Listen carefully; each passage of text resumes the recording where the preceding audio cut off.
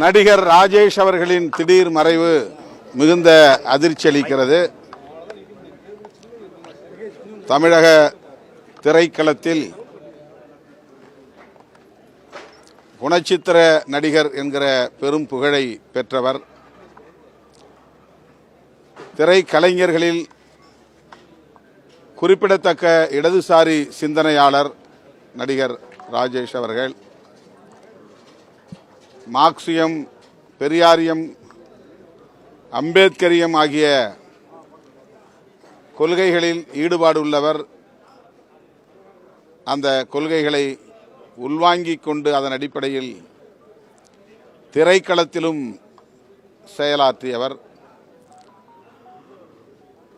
அண்மை காலமாக அவர் யூடியூப் சேனல்களில் உடல் நலம் குறித்த விழிப்புணர்வு கருத்துக்களை வெகுவாக பரப்பிக் கொண்டிருந்தார். எனக்கு மிகவும் நெருக்கமானவர், என் மீது அளவு கடந்த பற்றுதலை கொண்டவர். அவ்வப்போது எனது அலுவலகம் தேடி வந்து எனக்கு அறிவுரைகளை வழங்கியவர். உடல்நலத்தை எவ்வாறு பாதுகாத்து கொள்ள வேண்டும் என்பது குறித்து. அத்துடன்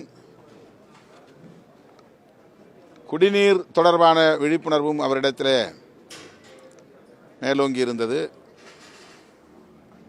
அந்த குடிநீரையும் எனக்கு அவர் அறிமுகப்படுத்தினார். அவ்வப்போது தொலைபேசியிலே தொடர்பு கொண்டு என்னுடைய உடல்நலம் குறித்து விசாரிப்பதோடு அரசியலுக்கும் வாழ்த்துக்களை தெரிவிப்பார். நான் எழுதிய அமைப்பாய் திரள்வோம் நூலை அவரே வந்து வாங்கி சென்று படித்தார், பாராட்டியிருக்கிறார்.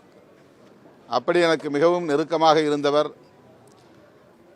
இடதுசாரி அரசியலோடு ஈடுபாடு கொண்டவர் இன்று நம்மிடையே இல்லை என்பது மிகுந்த துயரம் அளிக்கிறது.